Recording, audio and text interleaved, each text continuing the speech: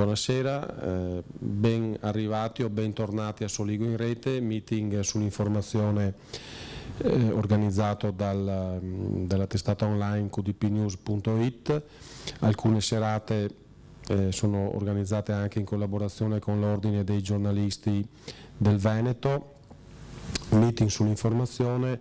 Quest'anno abbiamo voluto come tema centrale concentrarsi, caratterizzare il meeting con lo sport, ovviamente lo sport inteso a 360 gradi, quindi con sfaccettature negative e sfaccettature positive interessanti come quelle che andremo ad analizzare questa sera.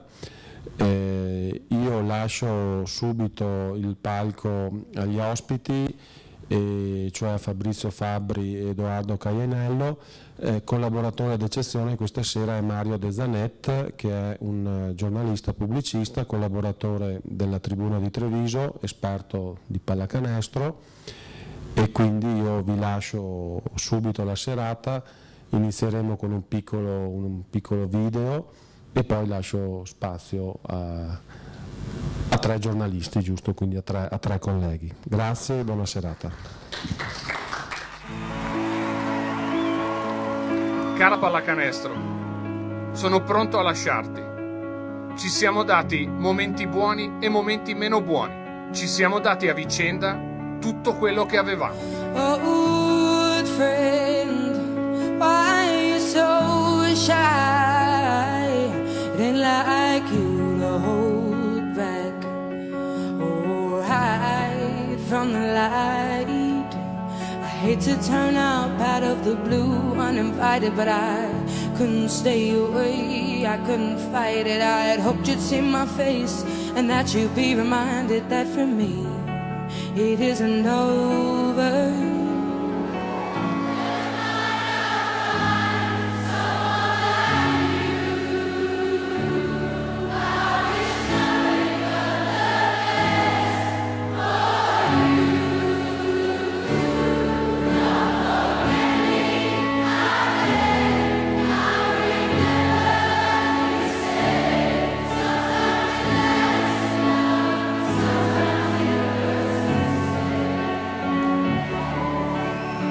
Never mind, I'll find someone like you.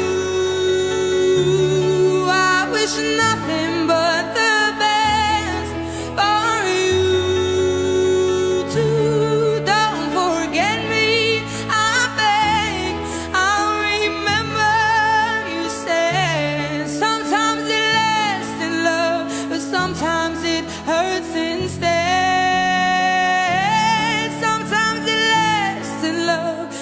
E sappiamo ambedue che indipendentemente da quello che farò, rimarrò per sempre quel ragazzo con le calze tirate su, con il cestino dei rifiuti nell'angolo, 5 secondi sul cronometro, la palla nelle mie mani, 5, 4, 3, 2, 1.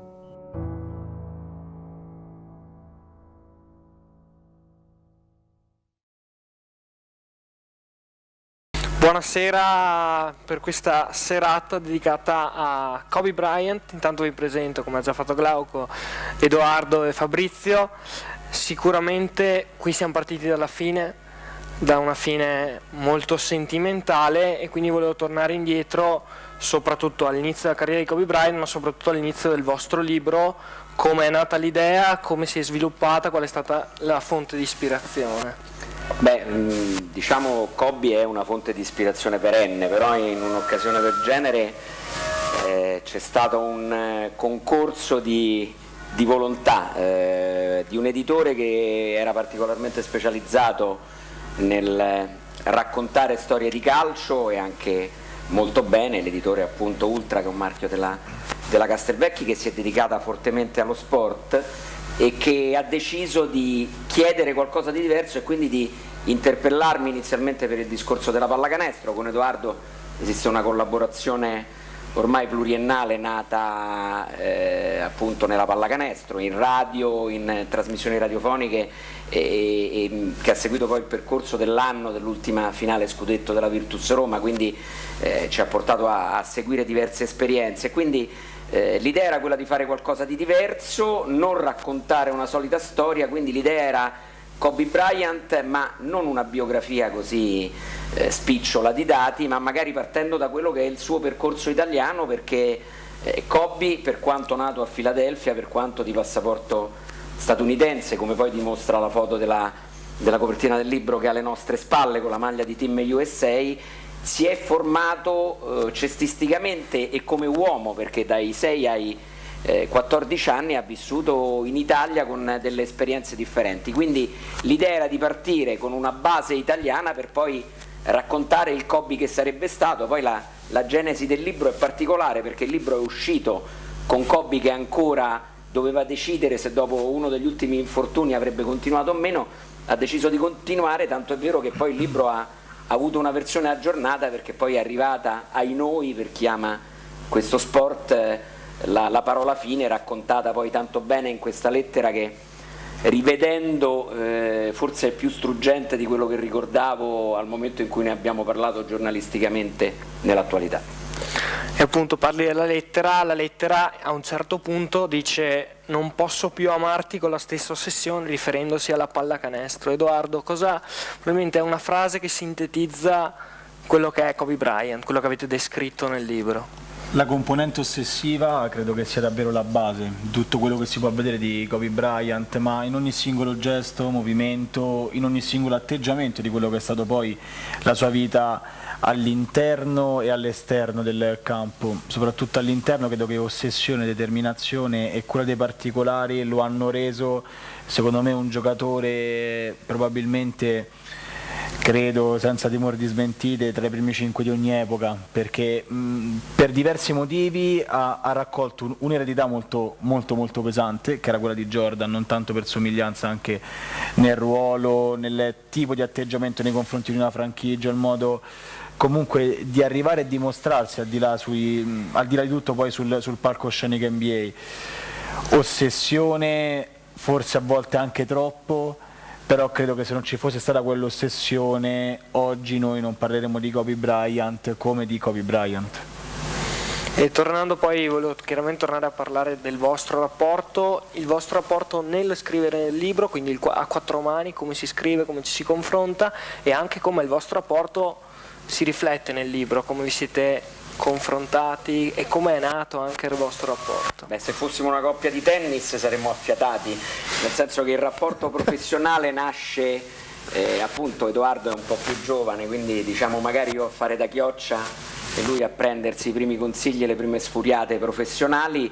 Inizialmente era la mia voce in studio quando raccontavamo le prime partite di pallacanestro, poi abbiamo imparato a conoscerci e a capire che potevamo collaborare sia sulla carta stampata che in radio, che abbiamo avuto anche una bella esperienza televisiva legata sempre al basket e quindi quando l'editore ha proposto questa cosa di giocare il singolo, io forse non ero più in grado, quindi ho detto vabbè, siamo andati a giocare il torneo di doppio, ci siamo divisi dei compiti in base, non direi alle competenze, perché ritengo che siano competenze da dividere in ugual misura, ma rispetto a quello che sentivamo di più.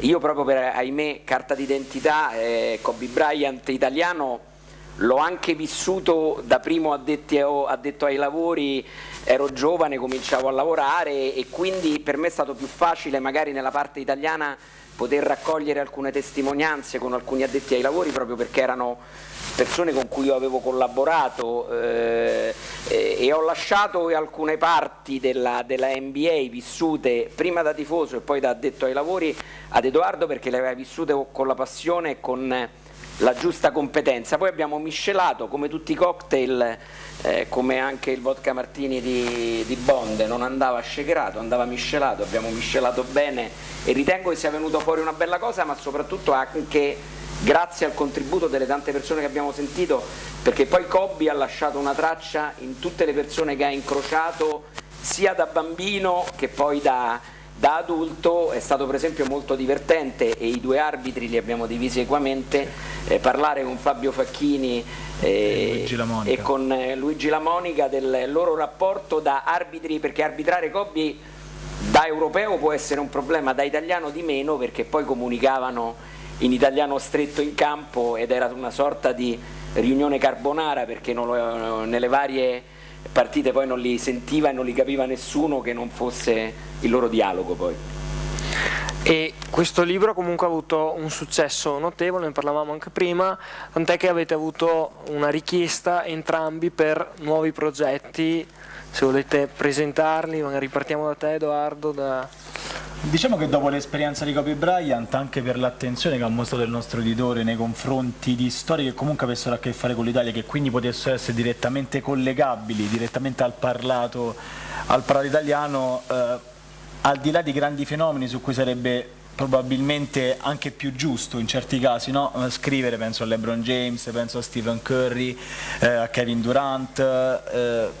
Io ho fatto una scelta un po' diversa, una scelta anche un po' romantica, nel senso Fabrizio parlava del diverso modo di approcciarsi comunque a Bryant, lui l'ha vissuto direttamente anche con carta stampata la storia italiana, io semplicemente passando le notti a vedermi le partite, quindi devo a Kobe Bryant anche molto del giovane vecchio che mi porto dietro anche nei confronti dei miei amici, però tornando al prossimo lavoro ho scelto Ginobili perché secondo me è un personaggio che merita tanto quanto un LeBron James, uno Stephen Curry, un Kobe Bryant, che qualcuno sulla faccia della terra che magari a lui risulterà essere sconosciuto possa dedicargli secondo me del tempo e della passione, un giocatore che secondo me ha segnato poi a livello italiano tantissimo, molto più evidentemente di Bryant, perché lui ha vinto in Europa, ha vinto con un certo tipo di squadra europea come la Virtus Bologna, senza dimenticare Reggio Calabria chiaramente,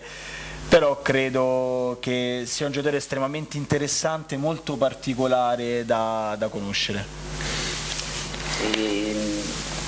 Tra una decina di giorni sarà pronto un libro completamente differente per tematica, perché ha una caratterizzazione estremamente romana, la città da cui vengo si chiama Passame sta palla, che è un po' gergale da playground quando qualcuno vuole giocare, ma è una raccolta di 11 storie che si differenziano l'una dall'altra, legate a personaggi ed eventi della pallacanestro romana.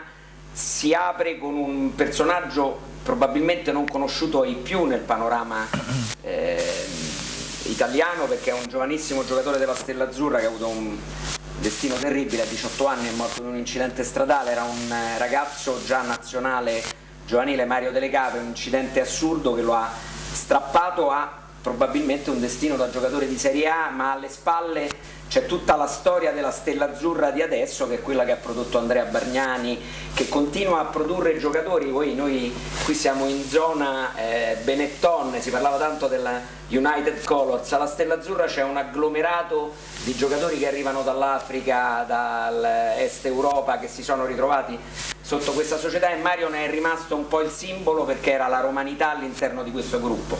È il primo capitolo e poi si racconterà di altre storie. Le più conosciute, io faccio due nomi, sono Willy Sojourner, un altro giocatore importantissimo nel basket italiano, l'ex pivot di Rieti, compagno di squadra di Julius Irving, è quello che ha inventato il soprannome Dr. J, e Abdul Jelani, si chiamava Gary Cole prima di abbracciare la religione islamica, ha giocato nella Lazio pallacanestro, e questo è un dato che probabilmente è importante in Italia.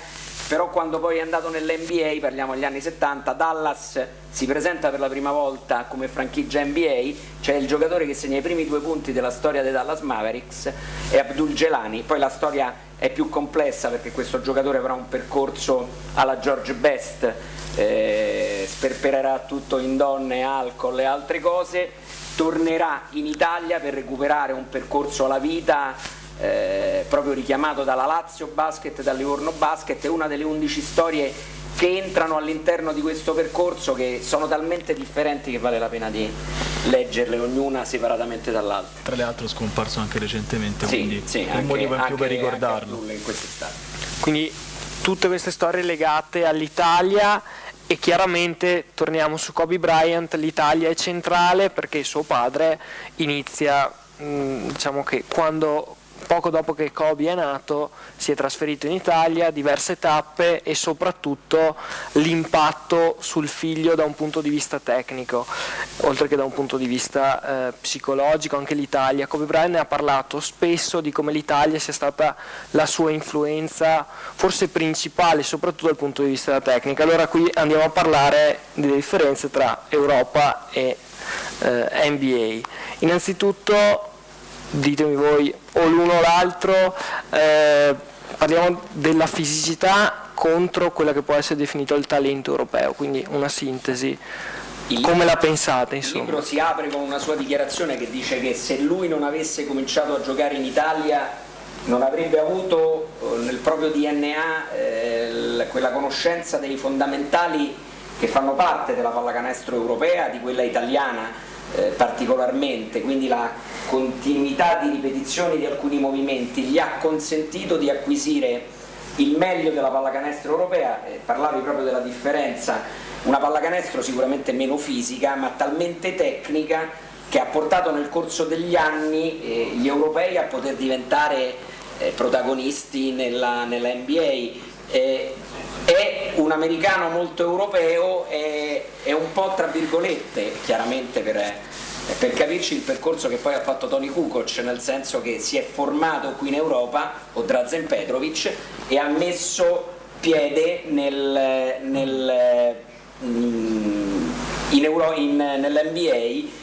con la capacità di poter gestire i propri fondamentali in una maniera particolare. L'Europa è fondamentale per questo, è fondamentale perché gli insegna a interagire con una pallacanestro completamente differente. Poi c'è una formazione che passa per 4 piazze differenti, Rieti, Reggio Calabria, Pistoia e Reggio Emilia. In ogni piazza lui impara qualcosa di differente. È evidente che il passaggio a Reggio Emilia, per le mani di vari allenatori, tra cui Andrea Menozzi, che tuttora è uno degli allenatori delle giovanili di Reggio Emilia, gli cambia il modo di intendere la pallacanestro. Non dimentichiamoci, e lo raccontiamo nel libro, che qualcuno, quando lui era studentello e andava a scuola agli studenti italiani, parla italiano in maniera fluente, parla quasi emiliano, è tifoso del Milan, sappiamo che ha rischiato di diventare anche proprietario del Bologna Calcio, quindi è innamorato del nostro paese, che qualcuno gli aveva detto: beh, ma con questo fisico non puoi giocare a pallacanestro, potresti fare il giocatore di calcio. Aveva visto lungo, assolutamente. Stava per fare il portiere a calcio, perché poi era particolarmente lungo. No, tornando un attimo sul discorso, avete mai visto Kobe Bryant sanzionato nell'infrazione di passi? C'è un motivo, secondo me, per questo tipo di formazione europea, che rispetto all'epoca di Bryant in questo momento però sta prendendo, secondo me, una direzione molto differente. Se prima c'era un notevole distacco tra quantità fisica, quindi per quella che era degli americani, e talento, e una grandissima tecnica che potevano mettere sul piatto gli europei, oggi secondo me questo livello si sta un pochettino anzi si sta notevolmente assottigliando, nel senso che oggi anche gli europei che vanno a giocare negli Stati Uniti presentano una componente fisica che secondo me, aggiunta a quella tecnica, sta diventando un mix letale, e infatti vediamo giocatori che obiettivamente sono delle vere e proprie potenze della natura. Dall'altra parte però si sta cercando, secondo me, in Europa, anche attraverso il meccanismo dell'Eurolega, di cercare di creare un sistema di marketing e business che però sta portando il campionato europeo secondo me, ad avvicinarsi molto allo standard americano, e che quindi potrebbe da un certo punto di vista anche portare forse a un lavoro minore sulla tecnica. Qualche giorno fa c'è stato lo sfogo anche di Barzokas, che non sappiamo per quanto tempo ancora forse rimarrà sulla panchina del Barcellona, in cui si lamentava fortemente del fatto di giocare troppe partite di un certo livello così ravvicinate. Certo, in Eurolega le partite hanno ancora un valore, in NBA certe partite stagione regolare forse è meglio non vederle, però i due elementi si stanno molto avvicinando. Tra parentesi, ieri notte vedevo Philadelphia contro Boston e a Chacho Rodriguez, che è un giocatore che ha fatto di tutto e di più in Europa, è stata fischiata un'infrazione di passi e lui è rimasto con la palla in mano, e infatti c'è chi ha gridato alla lesa maestà. Infatti, ricollegandomi a questo discorso, Fabrizio, sei anche allenatore, e forse quello che diceva Edoardo in questo momento, non so se ho mal interpretato le tue parole, però spesso c'è magari una tendenza in Europa a voler imitare gli Stati Uniti, che in alcuni casi è nociva secondo me, nel senso che spesso magari i giocatori che per mezzi potrebbero essere tecnicamente, mettersi in luce per una dote tecnica più importante, cercano di imitare i giocatori americani senza averne i mezzi fisici. Mi fa sorridere ricordare, pensando a questo, tanti anni fa, quando ho cominciato ad allenare, la NBA passava per le prime volte sui segnali di Capodistria, e durante un allenamento in cui un giocatore più giovane fece una cosa particolare facendo un'infrazione di passi, uno dei più anziani si girò e gli dissero: a casa tua dovete oscurare Capodistria, come per dire, smettila di guardare queste cose e pensa.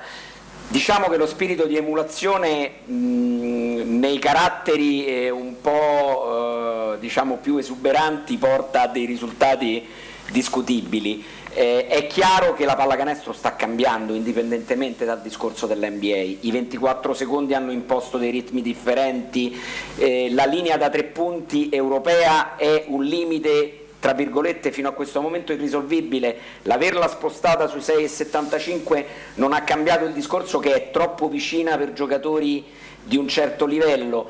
Io credo che le due pallacanestro debbano restare differenti. Quello che secondo me sbagliamo in Europa, a parte il voler, ma questo fa parte dei ragazzi, perché nelle scuole tecniche europee invece si continua ad insegnare la pallacanestro europea, e questo è un dato di fatto importante, sono i ragazzi che sono più bombardati dal messaggio NBA e quindi inevitabilmente lo spirito di emulazione li porta a questo.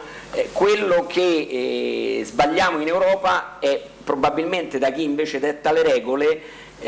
Vogliamo imitare intanto l'NBA, poi ci sono delle castronerie come la famosa legge truffa della palla, della freccia, e non c'è nella palla contesa la possibilità di rigiocare un pallone in cui le due squadre abbiano un vantaggio uguale, cioè prendiamo diciamo ad esempio l'NBA per le cose sbagliate in alcuni frangenti a livello di regole. Che poi ci siano gli esempi dei grandi campioni è inevitabile, ma è anche inevitabile che LeBron James resterà LeBron James.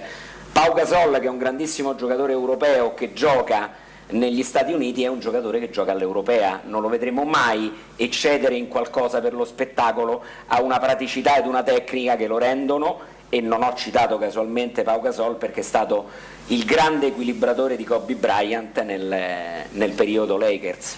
No, ma è anche giusto secondo me che poi, al di là dei limiti, dei sede, ma del caso, i bambini vedano in LeBron James o in Curry comunque uno stimolo molte volte, perché creano chiaramente entusiasmo intorno a loro molto di più di quello che possono fare certe star europee che nulla, nel senso, hanno a che togliere da un Curry per quello che fanno nelle rispettive squadre. Cioè, penso per esempio a uno Spanulis, per citare una superstar europea.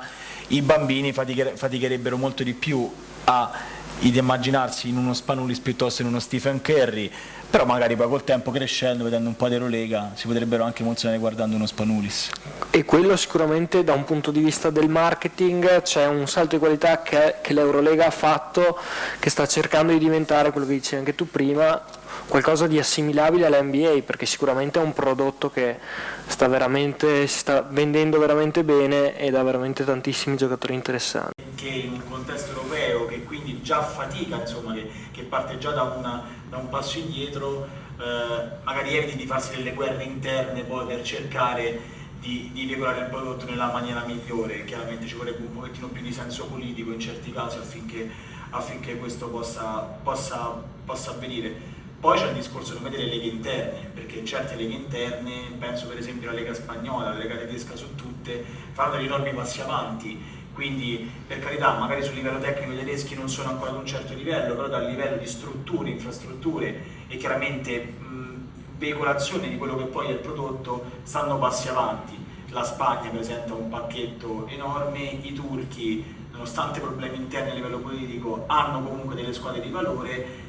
Purtroppo c'è da dire che noi a livello italiano invece fatichiamo e non poco, mentre gli altri vanno avanti, noi probabilmente pensiamo di stare ancorati a delle vecchie diciamo, glorie del passato che evidentemente più di tanto non ci stanno portando da qualche parte. L'unica cosa, restando proprio al prodotto, quindi al marketing, il prodotto e il marketing si vendono in negozi adeguati. In Italia siamo anni luce indietro, è come se vendessimo alle bancarelle del mercato il nostro basket. Parlo degli impianti dove viene giocata l'Eurolega, vengono imposti degli standard, sento parlare di legge sugli impianti sportivi e non solo per il basket ma anche sul calcio da secoli. La realtà è che praticamente nessuna società è proprietaria del proprio impianto, si gioca in impianti assolutamente inadatti per questo tipo di spettacolo, e l'Eurolega ci sta lentamente allontanando, perché l'Eurolega vuole un prodotto cotto, mangiato, finito. Noi non siamo in grado di produrre, a parte adesso penso Torino con l'impianto che era stato fatto per le Olimpiadi invernali, Milano, non trovo, forse Pesaro in questo momento e Casalecchio di Reno sono pronti ma con delle infrastrutture discutibili. Penso solamente a Casalecchio di Reno con una tribuna stampa al buio.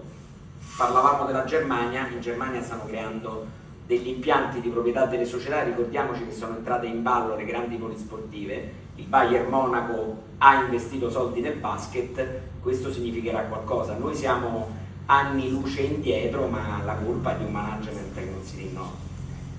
Torniamo ora su Kobe Bryant e in particolare sulla prefazione di Tranquillo, che sicuramente ha arricchito il vostro libro. Lui usa due termini che sono orgoglio e volontà, parla di due armi a doppio taglio. Sì, sono due armi a doppio taglio perché la volontà di Kobe è una volontà assoluta e quella lo porta a essere uno staccanovista e perfezionista dell'allenamento in ogni situazione. C'è un aneddoto raccontato da Marco Bellinelli di una volta che è venuto appunto in vacanza a Reggio Emilia, è passato per Bologna e ha fatto aprire una palestra alle 2 di notte per andarsi ad allenare, perché il suo fisico aveva bisogno in quel momento, anche nel periodo di stop, di allenarsi. Quindi grandissima volontà.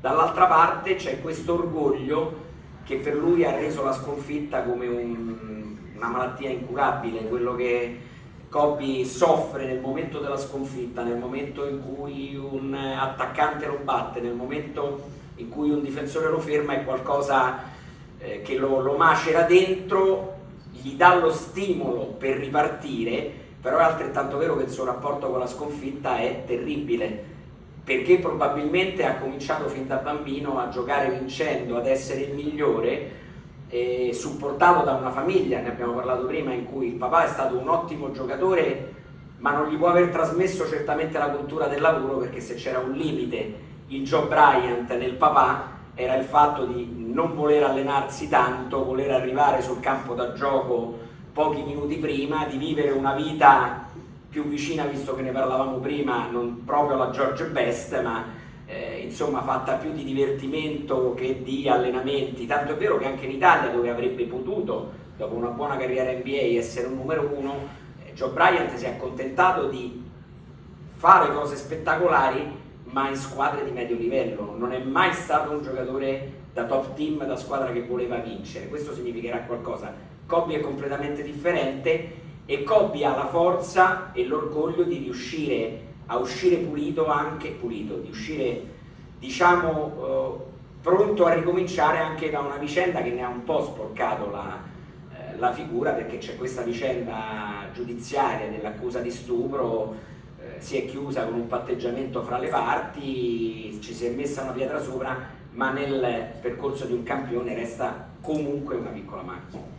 È una macchia. E tu hai parlato del padre, poi torneremo sul rapporto col padre. Prima però chiedo ad Alberto di lanciare il video di gara 5 delle finali del 2010, dove quell'orgoglio di cui parlavamo, quella volontà sono stati veramente incredibili, in una partita in cui i Lakers dovevano arrivare al terzo punto della serie finale, si era sul 2-2 e Kobe Bryant ha dimostrato quella voglia di non perdere, quella voglia di vincere di cui parlavo in precedenza, in un terzo quarto in cui veramente ha preso in mano la squadra. Colpo da giocatore di biliardo, più 1 Lakers. Sui due lati del campo, e questo errore di Rondo ha un pochino cambiato l'emozione della partita. Celebrata what the fuck, la rimessa principale dei Los Angeles Lakers, che frutta un canestro di Kobe, sia pure non nei tempi e nei modi previsti dalla rimessa stessa. Esattamente così. L'idea dei Celtics è: diamo a Brian la sensazione di sentirsi solo sull'isola e vediamo come reagisce. Kendrick Perkins è vastamente sottovalutato. Quello che fa per questa difesa è incredibile, quanto quello che fa Garnett e quanto quello che fa in attacco questo signore. Ecco, adesso si sente solo sull'isola, vediamo con che effetti. E pensare che ha lasciato il giro direttamente per l'NBA e tutto era fuorché continuo e soprattutto solido mentalmente. Triangolo formato, blocco di Bynum, un palleggio per Kobe Bryant, forza! L'arresto e tiro! Oh mamma mia! No, era scontato che approcciasse così, non gli piace niente di quello che sta succedendo. Ultimi 10 minuti del terzo quarto, prove tecniche di fuga per il vostro Celtics. Ray Allen si muove in una situazione classica. Fisher lo perde completamente, Allen lo grazia, ma poi Garnett ruba il pallone, passato malamente da un Gasol, molto difficile da leggere e sinistramente simile a quello dei momenti difficili di Phoenix. E adesso sciopera anche Fisher. Ray Allen lo buca per il layup del più 11. E se vedono Gasol giocare così, i Lakers non sanno da che parte voltarsi. Tranne una ovviamente, che è questa, però non puoi pensare che giochi da solo contro tutti tutta la partita. Non contro questa difesa, avete visto Garnett che diceva vieni pure, non viene ma segna il terzo canestro consecutivo. Non da solo, più che da solo. No, beh, è chiaramente da solo sull'isola, però... Oddio, come si fa a scommettere contro questa qua? Gran taglio di Garnett e ancora una volta la difesa dei Lakers è una serie di gente che allarga le braccia, guarda per terra, se la prende col vicino. A test per Kobe Bryant, ma non propone una situazione di pick and roll, niente da fare. Questa è la mia partita, finché non venite con me, finché non vi convinco a giocare con me, io gioco 1 contro 5, 4 tiri, 4 canestri, senza questi 4 canestri sarebbe finita gara 5. Possiamo scegliere 4 della nostra audience Kobe e Bryant metti va in gioco avanti contro Kobe, ancora cambia per un poco. po', e quella è la dimostrazione proprio di quello che è, e tornando a suo padre era l'opposto, più o meno. Nella telecronaca proprio tranquillo e Federico Buffa fanno notare come Boston praticamente con la difesa, tra parentesi lo marcano Ray Allen e sui cambi lo prende Kevin Garnett e qualche volta lo prende Perkins, quindi parliamo praticamente di 3 difensori, alcuni dei migliori difensori che negli ultimi anni dei NBA si siano visti. La grande differenza tra Bryant e tutto il resto dei giocatori è che lui non ha paura di essere solo, quindi la sua solitudine secondo me a un certo punto è probabilmente in certi casi, in certe partite, la sua arma migliore. Poi probabilmente parleremo anche del suo rapporto con Jordan, ed in queste immagini quanto c'è di Michael Jordan in tutti questi movimenti è qualcosa di veramente di... Questo palleggio arresto e tiro è jordaniano, cioè non c'è veramente un altro paragone che possa reggere in queste, se non quello proprio con Michael Jordan, anche per meccanica di tiri in certi aspetti. Ed anche un altro aspetto che li accomuna fortemente: non hanno mai paura di essere soli, probabilmente si sono sentiti soli in tante occasioni. Fabrizio ricordava l'occasione dei guai giudiziari di Bryant, quindi per l'accusa di stupro. Jordan successe lo stesso, però per motivi di gioco e anche nel momento in cui il padre venne ucciso. Quindi sentirsi soli in una lega in cui davvero nessuno ti regala nulla e in cui davvero non puoi non prescindere da te stesso, secondo me è l'esaltazione massima di questo giocatore. Se parliamo di esempi, questo è l'esempio che i bambini non devono prendere. La pallacanestro dovrebbe essere uno sport di squadra. Lui in questo momento ha deciso di recitare da solo, ha 4 comparse attorno, ma questo rende grandi. Ci sono i portatori d'acqua, i grandi campioni, ci sono i gregari nel ciclismo che lavorano tutta una corsa per il grande campione, e questo è il caso, è il motivo per cui si è Kobe Bryant e poi si è anche altri giocatori dell'NBA. Torniamo su suo padre. Magari tu hai qualche ricordo, dicevi prima, del Kobe Bryant bambino e di comunque come un genitore del genere ti possa influenzare come probabilmente la personalità opposta di Joe Bryant abbia influenzato Kobe. Beh, lui è costretto a seguire il papà in Italia, giustamente, perché la famiglia si trasferisce in Italia e non si trasferisce a Milano o a Roma o a Bologna, si trasferisce a Rieti, bambino di 6 anni, una città che non è che offra molto all'immaginazione, nel senso che è una città che vive di lavoro, che è messa alle falde del Monte Terminillo, dove d'inverno si può andare a sciare, però poi che cosa c'è? C'è la Sebastiani Rieti, dove Joe Bryant delizia il pubblico e Kobe comincia ad aprire questi occhioni sul mondo della pallacanestro e comincia a parlare rietino stretto, che è una lingua, i miei amici di Rieti che hanno avuto il piacere di raccontarmi le cose, che è incomprensibile, ma che Kobe comincia a parlare prima dell'italiano, giocando con i bambini e portando questa sua voglia di divertirsi sul campo, con il piccolo problema che era già comunque un piccolo Kobe, e nei primi tornei di mini basket le squadre avversarie chiedono all'allenatore che lo deve schierare, di farlo giocare un quarto solo, perché gli altri bambini piangono tutti e sono pronti a smettere di giocare ad andare a casa. Questo era il Kobe iniziale. Poi è il Kobe che crescerà attraverso non puoi giocare ma devi fare il giocatore di calcio, il Kobe che si fa male a Reggio Emilia, ha un ginocchio e la sua preoccupazione non è oddio che cosa mi è successo, papà ma posso andare nell'NBA ora che mi sono fatto male, 13 anni questo. E tu appunto sei anche allenatore, come gestire, non penso ti sia mai capitato un Kobe Bryant tra le mani, ma come gestire queste situazioni in cui magari c'è un giocatore più bravetto che vuole e pretende minuti mentre comunque tu cerchi di dare un'impostazione più collettiva alla squadra, come gestirle?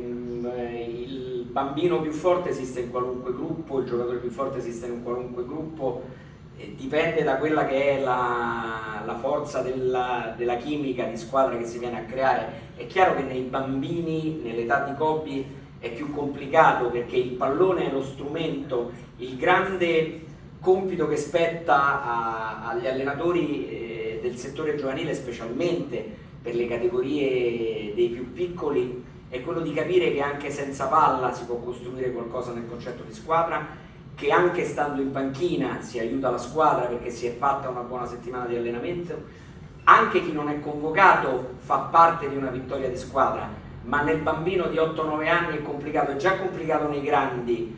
Quante volte si vede anche ad alti livelli, è un po' il triste destino del pivot, no? Si dice, tanti allenatori, il pivot si stufa di portare blocchi e fare rimbalzi, se ogni tanto non gli diamo la palla, però in quella partita che abbiamo visto, se Kobe avesse dato più spesso la palla al pivot, Boston avrebbe vinto un titolo in più. Quindi bisogna miscelare. È chiaro che la gestione del giocatore più forte è qualcosa di complicato, ma è anche qualcosa di stimolante, e poi c'è il carattere di ogni singola persona. Se c'è lo stimolo alla vittoria che Kobe aveva fin da giovane, e lo racconta nel libro proprio Donato Avegna, che l'ho avuto a Reggio Calabria bambino mentre il padre giocava a Reggio Calabria. Donato Avegna è uno che quando gioca a briscola con le figlie che giocano a pallavolo bara per vincere perché non perde neanche in quelle situazioni, e il piccolo Kobe si straniva perché perdeva e Donato Avegna gli dava una pacca sul sedere e gli diceva: piccoletto, devi imparare a perdere. Però lui non sapeva perdere, dall'altra parte lo diceva al bambino, ma aveva la stessa voglia di vincere di Kobe. E appunto caratteri diversi tra Kobe e suo padre, ma anche in uno dei tanti dualismi della vita di Kobe Bryant, Shaquille O'Neal, con cui arrivano 3 titoli, però sicuramente il rapporto non è proprio idilliaco, no? C'è la foto che è meravigliosa, basta guardare la foto più in alto sopra Jabbar, uno non lo guarda e l'altro lo guarda male come cosa, per cui credo che quello sia il rapporto. Credo che sia praticamente l'esempio dell'antitesi, cioè loro sono totalmente uno all'opposto dell'altro, cresciuti in maniera probabilmente, anche il fatto di aver avuto certe famiglie ha contribuito poi però in maniera inversamente proporzionale, perché Shaquille O'Neal è cresciuto con un Marines, quindi lui è cresciuto sulle basi, sulle navi americane, quindi in teoria con un forte rigore. Kobe Bryant è cresciuto con un padre tutt'altro che dedito al rigore, quindi questo ha fatto tanto, però probabilmente nel vedere quella foto che ci dava Fabrizio e che è sullo schermo, abbiamo due, secondo me, dei più forti interni nei rispettivi ruoli che la storia del basket ci abbia mai offerto. Si sono incontrati probabilmente nel momento più alto anche fisicamente delle loro carriere, e poi c'è un signore molto importante che è il signore con i capelli bianchi e con la cravatta che vedete in giacca, che prende Bryant, che è l'anello di congiunzione tra le due personalità. Una personalità, quella di Phil Jackson, Phil Jackson, un allenatore stravincente con i Bulls di Michael Jordan, non a caso, e che vincerà poi altrettanto con i Lakers di Bryant di Bryant O'Neal e poi Bryant e Gasol dopo. Diciamo un personaggio molto particolare che ha sposato la filosofia zen, e poi magari sarebbe bello un giorno sapere veramente come la filosofia zen possa far incontrare un maniaco ossessivo come Kobe e dall'altra parte praticamente un bambino di 12 anni nel corpo di 215 cm per 140 kg, quando l'estate non mangiava un po' troppo, non c'era con i carboidrati o con gli hamburger, perché sappiamo che anche lui, gli hamburger sono stati una grande passione di quello con il numero 34, Shaquille O'Neal. E ora Alberto ci manda un video che forse anche questo è abbastanza esplicativo, perché ora vediamo un canestro molto importante che portò i Lakers in finale, alla prima finale del 2000, ed anche qui c'è un'esultanza secondo me particolare, perché solitamente un'azione del genere fa sì che due giocatori si cerchino subito, invece Shaquille O'Neal va per la sua strada e poi si ritrovano tra qualche secondo, eccoli qui, ora, però sicuramente non sono cercati subito come magari succede tra due stelle che dovrebbero... O'Neal aveva chiesto la cessione di Bryant, quello è il periodo in cui il rapporto non era proprio idilliaco e O'Neal... Nel passaggio proprio Bryant gli tende un attimo la mano, l'altro quasi fa fatica a dargliela, gli sfugge nel saluto. Sono due caratteri diversi, io mi prendo tutta la vita Bryant per due fermo restando, sono due vincenti, non per spirito di squadra per il libro. No, O'Neal aveva chiesto la cessione di Bryant, probabilmente in quel periodo anche forse un po' per ripicca nei confronti di questa situazione si era messo in contatto con i Clippers, quindi con l'altra squadra di Los Angeles, e poi dopo interviene sempre Phil Jackson che sistema un pochettino la situazione, però credo che col senno di poi, anche nel momento dell'addio di Bryant, anche le parole che gli dedica a Shaquille O'Neal non sono mai casuali. Shaquille O'Neal dice testualmente sappiamo benissimo entrambi che non avremmo potuto essere quello che oggi siamo se non ci fossimo mai incontrati, e quindi probabilmente, sai, invecchiando si migliora, chissà se... Capiscono anche tante cose, sì, sicuramente. Si sembrano un po' le lapidi postume, no? Era tanto buono. Sì. No, nessuno dei due era tanto buono. Però io in quel momento forse avevo preso O'Neal. Va bene, questi sono... opinioni da scambiare, e chiaramente Phil Jackson si lega a Michael Jordan, che è stato probabilmente il punto di riferimento costante. Prego Alberto di inviarci il video, che è veramente straordinario, il video in cui si notano le analogie tra i movimenti che sono praticamente uguali e sono veramente qualcosa di incredibile. Noi abbiamo proprio titolato Volevo essere Michael Jordan, praticamente il suo capitolo, perché lui nasce nel mito, credo, come ogni bambino americano di quell'epoca. Ma stiamo parlando di un giocatore, ecco, Jordan ha riscritto veramente la storia dell'NBA dopo la generazione dei Larry Bird, di Dr. J.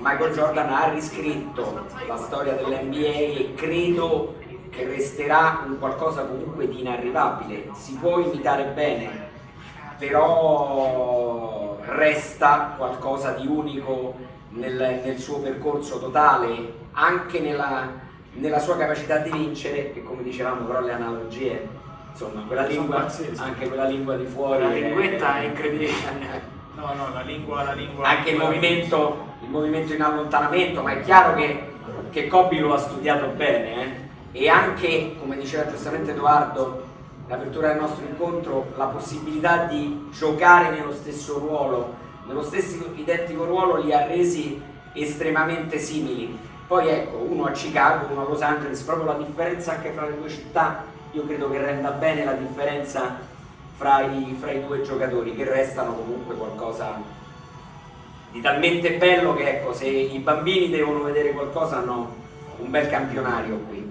Stessa altezza, stesso peso, stessi capelli, probabilmente tipo non la stessa barba se non in certe occasioni, perché anche Bryant si fece il pizzetto ad un certo punto, però io vedo che le immagini siano abbastanza esplicative, sono movimenti praticamente identici, non c'è anche nella movenza, nelle distanze, nei centimetri.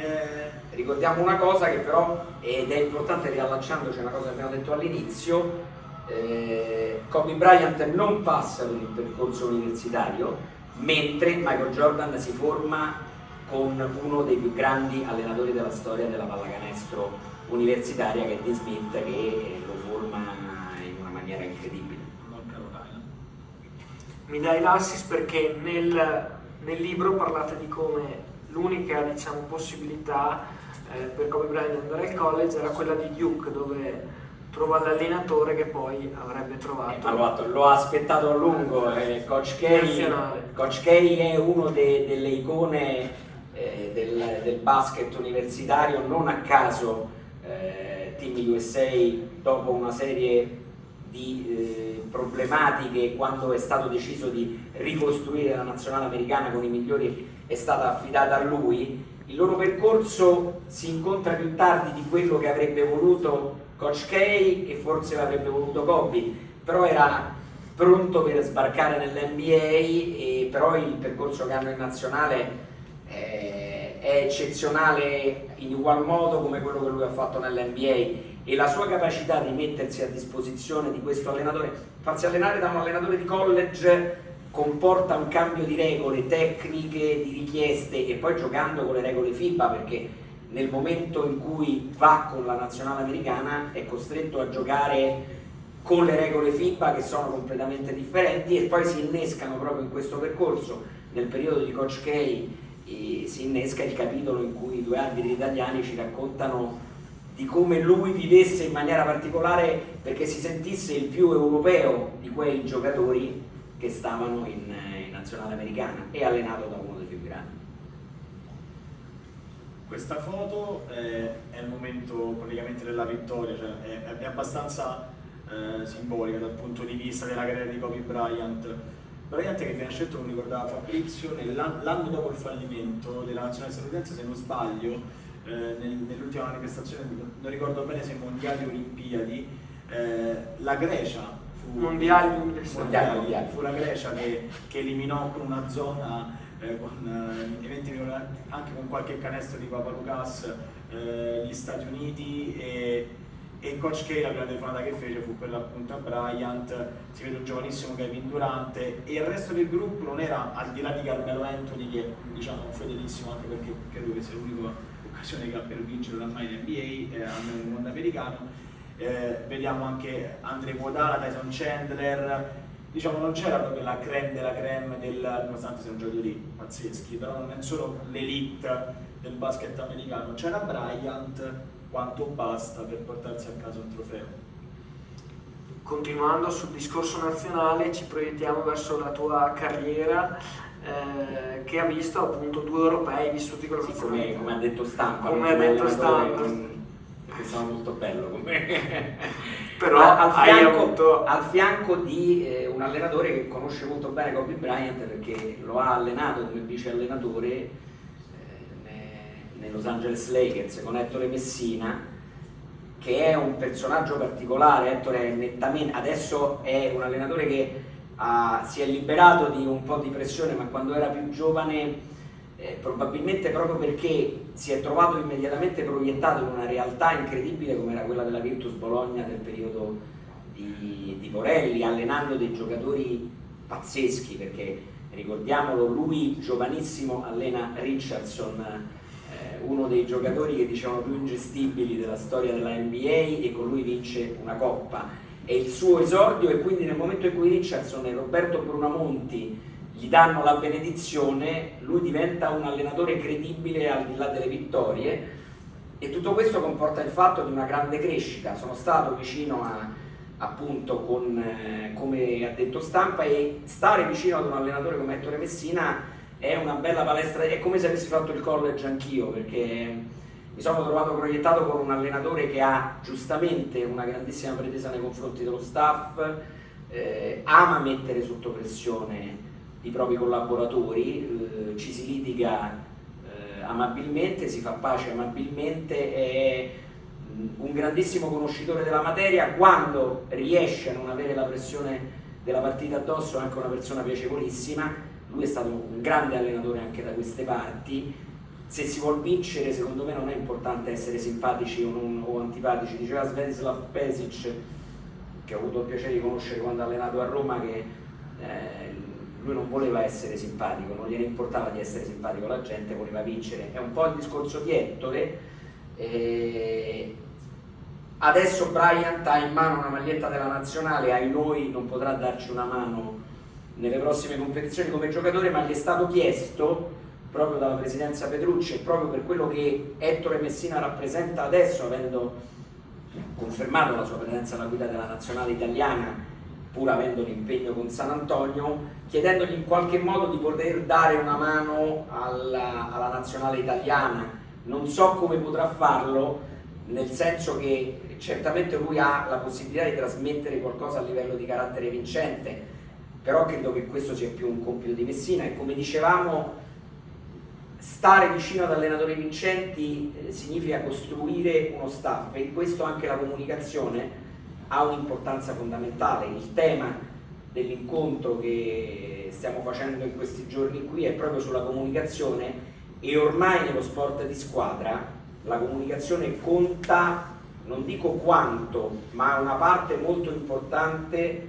all'interno dello sviluppo di squadre vincenti. Leggevo questa mattina venendo che proprio la Gazzetta dello Sport questa mattina ha pubblicato una risposta estremamente polemica con la Juventus. In questo momento la Gazzetta dello Sport e la Juventus stanno litigando. Questo mi fa pensare che qualcosa nel meccanismo di comunicazione della Juventus sia un po' incrinato, perché una squadra di altissimo livello deve riuscire a gestire il rapporto con la comunicazione nel miglior modo possibile, perché creare un rapporto conflittuale con gli organi di stampa, con i media di qualunque tipo, da quello di punta alle televisioni, ai siti internet, alle radio, a quello che vogliamo, è il più grosso errore che si possa commettere. Se non parte dall'interno una comunicazione fatta bene, si rischia di perdere, e non sono solo le vittorie che alimentano un buon rapporto con i media e con l'esterno, ma è quello che si crea a livello di feeling,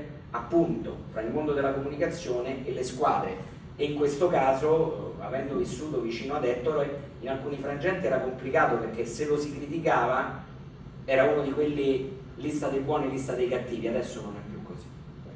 E appunto, tu avendo visto, diciamo, i due lati della medaglia, nel senso sia essere in questo caso dentro la nazionale, ovvero ufficio stampa, dove quindi devi controllare la stampa, se così possiamo usare questo termine, e invece da giornalista, dove sei tu che vai a fare il servizio. Come anche se qualcuno volesse iniziare a fare questo mestiere, qual è la differenza e come ci si rapporta? Stando al di fuori e non aver paura di un Messina che ti tiene il broncio, piuttosto che della lista nera che ha fatto oggi la Juventus. Il problema con la Juventus, per capirci, è stato che ha detto no, questi due giornalisti non li vogliamo, la Gazzetta è accreditata, ma vengono quelli che diciamo noi. Insomma, mi ricorda un po' la Bulgaria di qualche anno fa come discorso. Giustamente un giornale decide chi vuole mandare, se ci sono i requisiti il giornalista va accreditato, e poi magari si cerca di capire il perché di una critica. Mi metto dall'altra parte della barricata. A me non sono mai piaciute le liste di proscrizione, forse un po' troppo forte. Se c'era qualcosa che non mi piaceva di quello che avevano scritto i colleghi, bisogna alzare il telefono e confrontarsi. Ma se io urlo e basta, dall'altra parte trovo un collega che ha esperienza e si è fatto le ossa, ottengo l'effetto contrario. Bisogna arrivare al nodo del problema, capire il perché, non ci si piace sempre tutti quanti, capita a tutti quanti di lavorare con un posto di lavoro, magari avere il vicino di scrivania con cui non si va d'accordo, può capitare in una classe di 30 persone, non è detto che 30 persone vadano d'accordo, bisogna però trovare un'unità di intenti. È un po' il discorso delle squadre vincenti, ma che hanno fatto Kobe e Shaq? Kobe e Shaq non si sopportavano, ma Kobe gli ha passato la palla, allora bisogna passarsi la palla da una parte e dall'altra della barricata, perché ripeto, poi quando si arriva alla stagione vincente ci sono tante componenti. Scherzando, Dan Peterson dice che quando Roma ha vinto il primo scudetto, unico scudetto, primo, sembra che ce ne siano altri nella storia di Roma, della Virtus Roma, che è quello dell'anno di Larry Wright dell'82, Roma lo ha vinto perché i giornali di Roma hanno avuto la pazienza sempre di aspettare le ultime battute di Bianchini, quindi Bianchini andava in chiusura di giornale replicando a quello che aveva dato Peterson. Il Corriere dello Sport, il Messaggero, il Tempo, che erano i quotidiani locali, chiudevano 20 minuti dopo l'ultima edizione della Gazzetta, dando la possibilità a Bianchini di replicare. Esagera Peterson a dire che Roma ha vinto per quello. Roma ha vinto perché probabilmente aveva in campo Larry Wright e Enrico Gilardi in quella situazione, però è altrettanto vero che la pressione che ha creato Bianchini su Milano è stata qualcosa di importante.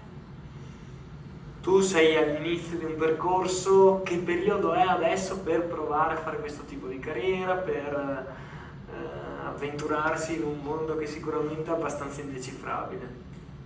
Probabilmente questa è la domanda da $1 milione. È un periodo estremamente complicato, anche perché probabilmente si è arrivato a un certo punto in cui, dopo evidentemente una gavetta iniziale che molti ragazzi fanno, e non è che la fanno per scherzare, tra virgolette, si fa veramente le domeniche tutti i giorni, ma è giusto anche che sia così, perché è giusto che passino dei periodi in cui la realtà è che non si venga pagati, la realtà è di fare turni coprendo buchi di altri colleghi per dare una mano, per essere sempre lì, per dimostrare anche di essere sempre presenti. Arriva a un certo momento un punto in cui ci si confronta con se stessi e si dice perfetto, e ora probabilmente la frontiera è cercare veramente di non chiudersi in nessuna strada, soprattutto credo anche per quanto riguarda il mercato e quello che si può prendere da situazioni estere, perché al momento l'Italia, per quanto riguarda il mercato del basket, possiamo dire che è anche un mercato estremamente bloccato, in cui veramente si fa estremamente fatica, in cui si va avanti a collaborazioni, a questo presunto scambio di immagini, per cui sembra che davvero il lavoro valga semplicemente dopo, non sempre, perché ripeto, all'inizio è giusto anche che sia così, perché deve essere così, perché ci deve essere una formazione, perché bisogna sbagliare, bisogna prendersi i rimproveri di chi ne sa chiaramente più di te, però credo che il mio modestissimo consiglio veramente da persona giovane che si sta affacciando a questo tipo di esperienza è davvero non perdere mai la passione, di non chiudersi in strade alternative e di non perdere tempo nel resto. Detto da chi ha perso tempo nel resto, quindi è questa secondo me la cosa più importante che va fatta in questo momento. E un altro piccolo consiglio secondo me che può valere come non valere è dal punto di vista umano, circondarsi di persone che sappiano essere critiche e non semplicemente demoralizzanti nei confronti di situazioni del genere, perché è giusto secondo me che chi ti sta accanto ti dica stai sbagliando facendo questo, oppure io non farei così, però sinceramente le persone che invece dicono ah ma lascia stare, ma tanto che fai, ah ma tanto non vedi una lira, ah ma tanto non fai quest'altro, secondo me sono persone che possono stare tranquillamente da un'altra parte. Tutto il resto secondo me deve essere ben accetto, prima di tutti veramente la critica, e molto spesso non aver paura anche di rischiare con le proprie idee, nel senso se uno crede in qualcosa che può essere un progetto radio, che può essere un progetto di libro, che può essere il progetto di un sito da quale riscrivere su un giornale, deve farlo, sbagliando, magari poi pentendosi di quello che ha fatto, perché probabilmente può fare degli errori, ma farlo, perché tanto poi c'è qualcun altro che lo fa prima di te, senza ombra di dubbio. Un esempio, ne abbiamo parlato anche prima in redazione, è Raffaele Ferraro e la sua giornata tipo. La giornata tipo è una pagina Facebook che tratta il basket in maniera ironica, vi consiglio, se non la conoscete, assolutamente di visitarla. E lui, l'ho citato chiaramente anche perché vi ha arricchito il libro. Ci ha omaggiato di una parte finale divertentissima, che purtroppo non abbiamo potuto aggiornare con la fine, però ecco, hai fatto l'esempio, avete parlato di una cosa giusta, perché lui è andato a cercare una nicchia dove ancora non esisteva nulla, nel senso che lui si è creato una possibilità di fare comunicazione sportiva attraverso l'ironia, o meglio, è una Jalapas scritta, la vogliamo chiamare, qualcosa c'era stato in precedenza.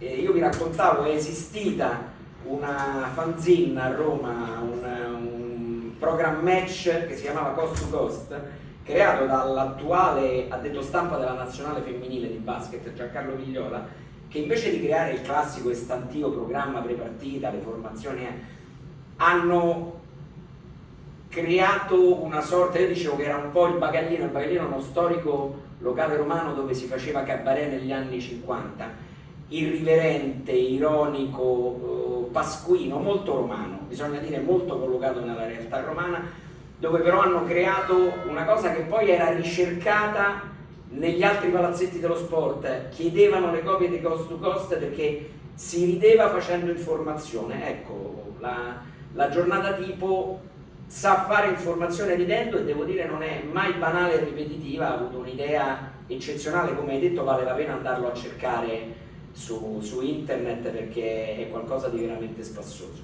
E non dice mai di no. Questo secondo me è un altro aspetto molto, molto importante, e sinceramente riesce sempre a mantenersi sul livello che non eccede mai né in senso volgare, mai in quell'aspetto che si suole chiamare mitomania in certi aspetti, no? Perché è facile, e succede anche in altre realtà cestistiche, sui social network, che molto spesso la parolaccia, la finta imprecazione, oppure la foto con il giocatore che ha fatto serata piuttosto che a Bologna invece che da un'altra parte, allora è un acchiappa like, è molto facile acchiappare like in questa maniera, è molto più difficile riuscirci con ragionativo, portando veramente esponenzialmente poi l'acchiappo del like veramente ad un serio e vero apprezzamento per quello che si fa, facendolo però in che maniera? Con contributi seri, perché la giornata tipo non è solamente un social network in cui su Facebook può scrivere un'opinione, un parere piuttosto che una critica. C'è anche una serie di ragazzi che collaborano al sito che molto spesso partoriscono degli articoli estremamente interessanti di opinione, di informazione, piuttosto che sul basket italiano veramente di Serie Z, tanto quanto sull'NBA al massimo livello. E questo è un grandissimo pregio che sta portando avanti la giornata tipo, che chiaramente poi, tornando al discorso prima che facevo, da una semplice idea è diventato oggi un motivo di guadagno. E quindi questo non è assolutamente un demerito, una colpa, anzi è un merito di questa persona, perché poi si rimane, e questo è un altro consiglio che bisogna dare secondo me, rimanere perennemente umili di fronte a situazioni che molte volte possono essere anche abbastanza incomprensibili, perché arrivano i no, arrivano tanti discorsi che non possono essere compresi da realtà che forse per poco che hanno fatto si sentono molto più importanti. E ripeto, la giornata tipo per esempio in questi giorni sono usciti documentari che hanno realizzato in America, intervistando Ettore Messina, James Harden,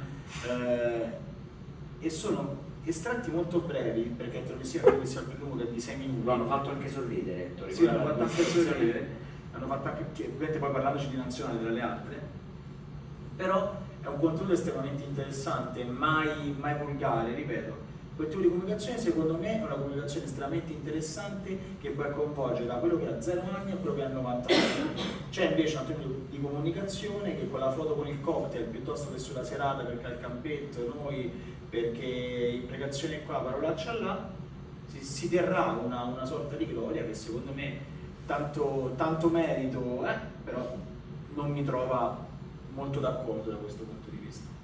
È esemplare sia in campo mediatico, quindi giornalistico, ovvero da un punto di vista personale del rincorrere i propri sogni, ma anche perché è diventato un riferimento da un punto di vista del marketing della pallacanestro in Italia, nel senso che probabilmente anche nel deserto che purtroppo si è creato nel nostro paese, da questo punto di vista è stato veramente uno spartiacque probabilmente. C'è bisogno di stimoli e di idee, come tutte le cose, bisogna rinnovarsi e non restare ancorati a quello che sono gli stereotipi classici, altrimenti non saremmo andati avanti con l'informazione in rete, non ci sarebbe stato il sorpasso per alcune cose della rete sul cartaceo, ormai anche lo streaming ha consentito per esempio di creare delle realtà radiofoniche di un certo livello. Bisogna andare avanti, i tempi cambiano, i nostri figli sono figli del terzo millennio, di una nuova tecnologia, il vecchio giornale sta lasciando, ahimè, io che ho cominciato in un giornale cartaceo, lo spazio ad altre cose. L'importante è avere sempre voglia di rinnovarsi, se si sta seduti piantati qua la notizia non arriva da sola, la notizia bisogna andare a cercarsela là fuori. È talmente banale da apparire la cosa più semplice del mondo. Ci sono un po' troppi magari giovani che pensano che basti lavorare solamente sulla rete per trovare e scovare notizie. Delle volte bisogna anche uscire fuori e comunque tenere un occhio aperto sul mondo, perché il nuovo modo di fare di comunicazione è talmente ampio che lascia spazio a qualunque tipo di possibilità. Poi c'è un forte rapporto secondo me tra il tempo della notizia e la qualità della notizia che si vuole dare, perché molto spesso passa il messaggio per cui si arriva prima e quindi si dà una notizia è anche importante secondo me il valore e il modo di scrivere una notizia, perché una notizia si può dare in tante maniere, si può dare anche prima degli altri, ma dipende sempre secondo me come si dà questo tipo di notizia. Oramai sui social network sembra abbastanza banale, ma vige oramai questa sorta di regola per cui guardate che cosa ha fatto Tizio, puntini puntini puntini, con questa logica un po' strana che si sta creando. Stupisce molto che nonostante oggi il web e l'informazione in rete stia diventando veramente un elemento predominante all'interno del nostro contesto di informazione nazionale, tornando al basket per esempio stupisce come per esempio i vertici federali non si rendano conto di questo, dichiarando che contano solamente i giornali e tutto il resto probabilmente non viene nemmeno letto. Per carità, tanto rispetto per una parte, ma deve esserci tanto rispetto dall'altra, perché in questo momento la base pulsante della pallacanestro nel nostro paese vive sui social network, perché vive del commento, vive dell'immediatezza, vive anche della relazione fondamentalmente con quello che è il personaggio. Non a caso c'è un boom oramai di social media manager o piuttosto che di responsabili uffici stampa che sono prima formati secondo me all'interno dell'ambito del social network, perché quello oramai è il rapporto diretto, perché poi molti giocatori ad oggi prima che parlare forse su un giornale o su un sito cosa fanno? Vanno su un Instagram qualsiasi, vanno su un Twitter qualsiasi, vanno su un Facebook qualsiasi e parlano. Molte volte magari ripensando anche dopo a quello che hanno scritto, quindi cancellando quello che hanno fatto, però oramai lo screenshot è stato fatto e quindi quella oramai è l'informazione che va avanti. Ed infatti secondo me si sta evolvendo anche il discorso di dire di crescere anche i giocatori e crescere anche le persone all'interno secondo me di un contesto che si sta dirigendo verso questo porto. E secondo voi che siete romani e conoscete una realtà comunque particolare, che è una realtà che diciamo era stata oggetto di quel commento di Petrucci, l'importanza delle metropoli, mentre ultimamente sembra che Treviso, Bologna, Udine, tutte queste squadre che stanno popolando la Serie A2 veramente sembrano ritornare quelle di un tempo. Ma a parte che la geografia del basket italiano insegna che la grande forza è sempre stata la provincia, verissimo, Milano-Roma, finale scudetto, quasi 15.000 spettatori a Roma, 12.000 a Milano, i giornali, Rai che mette il basket in prima serata, bellissimo, però noi dobbiamo anche vedere quello che è la tradizione, Pesaro, Treviso, Bologna, Venezia, ci sono piazze, Siena che va recuperata indipendentemente da quello che poi è stato scoperto, ha fatto il management della Menzana per poter vincere. Il basket ha bisogno di entrambe, ma soprattutto, torniamo a monte, lo dicevo prima, il basket ha bisogno prima di tutto degli impianti. Se le squadre di provincia, Treviso, Pesaro, hanno impianti migliori, a Roma si gioca in un impianto attualmente la 2 che è una vergogna, ma non è colpa dei club che ci giocano per la pallacanestro, è un impianto che se non ci fossero state le Olimpiadi che sono state fatte a Roma nel 1960 non sarebbe neanche nato. Roma non ha un'impiantistica, Milano ha avuto dei grandi problemi per l'impiantistica, adesso dobbiamo capire, impianti, grandi città per carità, ma poi c'è bisogno di progettualità, c'è bisogno della provincia, perché nel percorso per esempio che è stato fatto da queste parti a Treviso, fosse capitato a Roma la pallacanestro non sarebbe più rinata, non ci sarebbe più pallacanestro a Roma, come è accaduto a Genova, come è accaduto a Napoli. La provincia sa rinascere dalle proprie ceneri, lo dimostra la Fortitudo Bologna, l'ha dimostrato Treviso, lo sta dimostrando Siena. Siena sta andando avanti solo per la passione di un po' di gente che non vuol far morire un sogno. Minucci ha delle colpe grandissime, faceva parte di un meccanismo, non è questo il posto di cui dobbiamo parlare di quel tipo di problema. Bravissimi a Siena a non far morire la passione, stanno lottando allo stremo, ci stanno riuscendo con le difficoltà di una piazza che si è trovata improvvisamente da mangiare le ostriche bevendo champagne, a dover ripassare. Loro hanno dei buonissimi panini che vendono anche dalle parti di Piazza del Campo, a rimangiare il panino da 5 euro dopo le ostriche e champagne. No, e poi c'è anche un discorso, tornando poi al tema fondamentalmente della comunicazione, che molte società stanno investendo nella comunicazione, perché dove non può arrivare direttamente magari l'investimento iniziale, quindi nel prendere magari il giocatore X che vale 100 piuttosto che il giocatore Y che vale 50, si investe magari in comunicazione. Esempio, collegamento con la giornata tipo, la Scaliggia della Basket Verona decide di investire per esempio prendendo evidentemente come proprio responsabile marketing e comunicazione l'inventore, l'ideatore della giornata tipo. Ora, non sarà di certo una mente seppur così brillante secondo me a risollevare le sorti sportive di una squadra, ma se il tifoso magari davanti a una sconfitta può pensare di meno a quella sconfitta perché magari lunedì arriva un'immagine più carina, un'idea più carina, un'iniziativa più coinvolgente, e allora è anche bene che si cerchi un compromesso secondo me tra quanto non si può fare a livello sportivo a quanto invece si può fare, in molti casi anche sottopagando, il compensare il lato sportivo con tutto il resto. Ora torniamo a Kobe Bryant e per chiudere poi avremo un video che chiuderà la sua ultima partita. Per voi, lo avete già detto prima parzialmente, ma cosa significa Kobe Bryant, cosa è stato nella vostra vita sia professionale che soprattutto probabilmente di appassionati?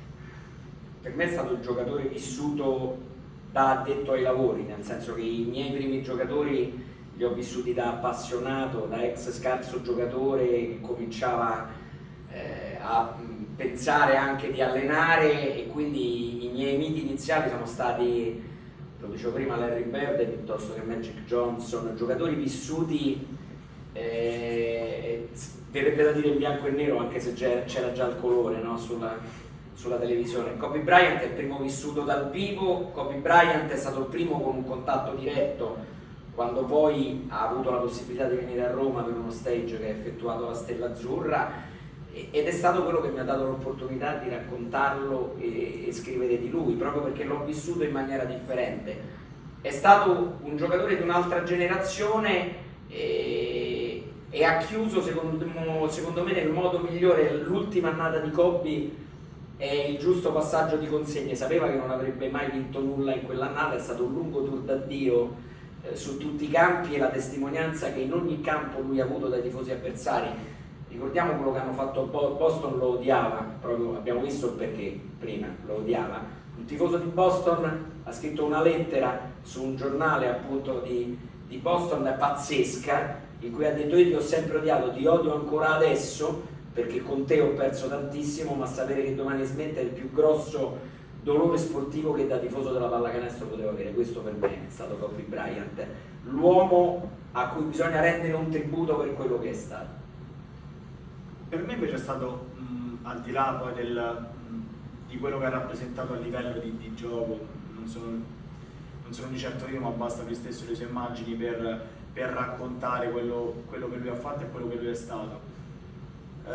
Prima Fabrizio raccontava che in una squadra chiaramente c'è bisogno della stella come di tanti gregari, diciamo, io pur giocando a basket da diverso tempo non sono mai stato la stella né tantomeno uno di quelli acquisiti alla palla nel secondo o terzo caso, sono sempre stato uno di quelli che fa gruppo, mi sono sempre divertito e per me è stato sempre estremamente divertente fare... Che eri scarso. Molto scarso, ma una cosa bene, so tirare, però anche quella cosa non mi è servita per così tanto, il fisico poi l'altezza non mi hanno aiutato tantissimo. Ma tralasciando i miei demeriti fisici e tecnici, diciamo probabilmente è stato quel giocatore che mi ha permesso fin da bambino di stare da solo dentro casa e sentirmi una stella, molte volte immaginando sull'armadio un canestro e provando a fare quel movimento piuttosto che l'altro. Chiaramente non ci sono video e questo è un bene anche per l'umanità, perché di certo non avremmo mostrato la stessa grazia che ha mostrato Kobe Bryant.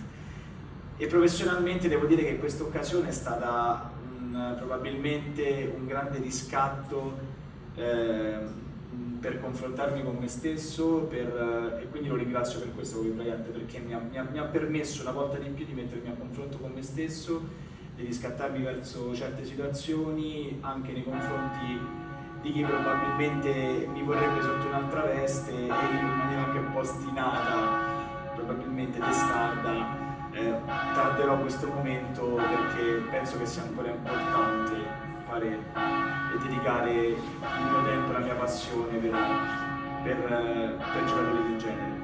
Io vedevo prima il momento in cui è stato richiamato in panchina, lo sguardo, la difficoltà, ho avuto la fortuna / sfortuna, perché per me quel giorno ho vissuto con lui un po' il dramma di vivere il momento dell'addio di Dejan Bodiroga, quando ero a bordo campo a commentarlo per Roma, giocava con Roma, era una finale contro Siena e per strapersa di 30 punti Siena quel giorno praticamente festeggiava lo scudetto sul campo di Roma, perché sapeva che attraverso quel passaggio avrebbe vinto lo scudetto, e le lacrime erano lo stesso a qualunque latitudine, qualunque passaporto. Nel momento in cui si stacca la spina e si sta per entrare in quello spogliatoio sapendo che è l'ultima doccia che si farà, per chi ha avuto sete, ha dovuto bere la passione della gente perché aveva bisogno di riempirsi, è un momento particolare e credo che non ci sia niente, nessuno di noi potrà mai capire come l'hanno provato dentro. Io ho visto le sue lacrime, ho visto in una piazza come Roma che è particolare vedere, c'erano Sky quel giorno, Paolo Ellis che commentava con Riccardo Pittis, poi ho voluto risentirlo, Pittis con il groppo alla gola, Paolo Ellis con il groppo alla gola, 7.000 persone in piedi con una standing ovation lunghissima e un campione che aveva vinto tutto, un po' un Kobe Bryant europeo, uno che aveva fatto la scelta di mandare in NBA perché ha detto io non voglio mai essere cambio di qualcuno, a me mi devono cambiare gli altri, è un po' quella mentalità vincente di cui parlavamo, che non riusciva ad alzare la testa da questo asciugamano tenuto, era lo sguardo di Kobe, ma credo che varrà anche per il giocatore di una squadra di Serie D a 100 metri da qua, il giorno in cui si dice basta e si sa che non si entra più in quello spogliatoio per la partita dopo, è un momento in cui la vita cambia e cambia tanto. A me stanno andando a chiederlo un sacco di volte di ma quello sempre per il motivo io resisto. Bene, siamo arrivati alla fine e siamo arrivati alla fine anche di dell'ultima partita, quindi adesso avremo il discorso di Kobe Bryant che chiuderà questa serata, un discorso veramente importante e anche simpatico da parte di Bryant, che ha un modo di essere anche simpatico nell'ultimo discorso. Io vi ringrazio, un saluto a Edoardo e Fabrizio. Grazie a voi. Ed ora vi lasciamo in compagnia di questo ultimo discorso di Kobe Bryant con la traduzione di Flavio Tranquillo. David Beckham, non manca nessuno poteva perdersi l'esibizione del più straordinario interprete di pallacanestro 1 contro 1 in era moderna, in era post Jordan, assolutamente paragonabile a Michael Jordan. Da questo punto di vista un giocatore contraddittorio, perché è una contraddizione fare 56 punti nella partita del ritiro in una partita del genere, però questa contraddizione è anche dolcissima. E un modo di uscire di scena del genere non l'ho avuto nessuno, ripeto, nessuno era arrivato a 30 all'ultimo giorno. E la palla è per Kobe, ultimi 40 secondi e possibilità del sorpasso addirittura nelle mani non dei Lakers, nelle mani del numero 24 che attacca, va in palleggio, arresto, tiro, si muove la rettina, sono 58. Sciocco io a non pensare dove siamo a Hollywood, era già tutto scritto, c'era la sceneggiatura. 58 e canestro decisivo, l'ha fatto forse un po' presto, adesso sta agli Utah Jazz avere la parte che devono in commedia, ossia di comprimare e non segnare. Si lotta a rimbalzo, la prende Clarkson, la mette nelle mani sicure di Kobe Bryant, 17-16, tiri liberi, si arriva a 60, se con i tiri liberi c'è la possibilità di farlo, 16 secondi, un decimo, vittoria 60 e ultimo discorso negli ultimi 16 secondi della carriera attiva di Kobe Bryant e Gary Viry. Tiri liberi che non sono ancora tali, però Utah potrebbe a questo punto forzare una serie di falli e in linea di massima le rimesse mi sembrano orientate verso il 24. Anche perché se Utah vuole vincere questa partita deve tornare in possesso del pallone, l'unico modo che ha è fermare il cronometro con un fallo, ovviamente la palla va in mano solo a questo signore. Vedremo dopo i due liberi quale potrà essere la scelta. Beh, però davvero neanche nel più immaginifico film di Hollywood si poteva pensare una partita da Dio del genere. No, 30 magari sì, ma 60 ma sono 60. Del sorpasso, tutto quanto. 59, ci siamo, 14 secondi, 8 decimi. Adesso segna questo, poi tripla di Utah e con l'overtime andiamo anche a 70. Oppure lo togliamo dopo questi liberi, cosa faresti? No, Temo che sia impossibile. 9-9, 9-6, Gordon Hayward dal palleggio va dentro a cercarne due, non trova neppure quelli, rimbalzo di Randall, palla nelle mani di Kobe, finisce qui, i Lakers vincono, schiacciata di Clarkson, 60 punti, 50 tiri e se volete c'è anche il tempo per l'applauso, la standing ovation la regala a Kobe Bryant. E i numeri da conoscere sono 60 punti, 50 tiri, 5 titoli, finisce in questo istante una delle più grandi carriere nella storia della pallacanestro NBA, anzi della pallacanestro punto.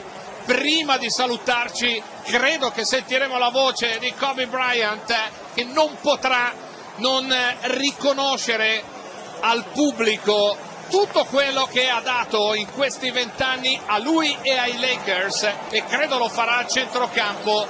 Comunque era una pagina da vedere e lui l'ha resa davvero speciale. Man. Ragazzi, you know, it's I can't believe how fast 20 years went by, man. This is crazy. È incredibile come siano passati in fretta 20 anni, è pazzesco. You know, to be standing here at center court with you guys. Stare qui a centrocampo con i miei compagni. And appreciating all this, you know, the journey that we've been on. You know, we've been through Apprezzo il viaggio. And I think the most important part is that we all stay together throughout. La cosa più importante è che continueremo a rimanere insieme. You know, I grew up a diehard Laker fan. Sono cresciuto un tifoso all'ultimo sangue dei Lakers. Starci 20 anni, incredibile. And I'm more proud of the fact that not about the championships, but about the down years, because we didn't run. E sono orgoglioso non tanto delle vittorie, ma degli anni difficili. And we did it the right way. Anche quando abbiamo perso l'abbiamo fatto nella maniera giusta. Grazie per il supporto, grazie per la motivazione, per l'ispirazione. You know, what's funny, the thing that had me cracking up all night long was the fact that I go through 20 years of everybody screaming to pass the ball. And on the last night, they're like, don't pass it.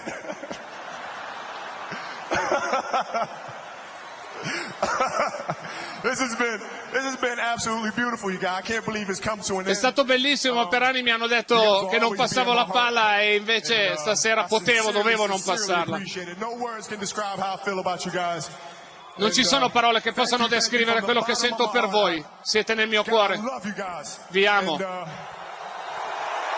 I love you guys. And my family, to my family, my wife Vanessa, our daughters Natalia, per la nostra famiglia, you know, thank you guys for all your sacrifice. You know, for all the hours I spent anche a nome loro vi ringrazio. And Vanessa, you holding down the family the way that you have. I can't. There's no way that I can thank you enough for that. E non posso ringraziarvi abbastanza per l'aiuto che avete dato anche alla nostra famiglia. What can I say? Mamba out.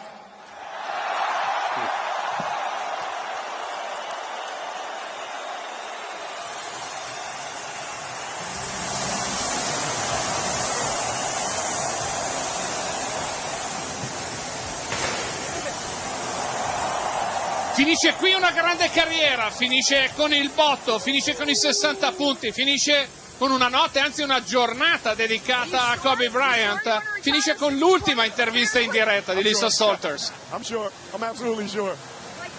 È finita? Sì, sono sicuro.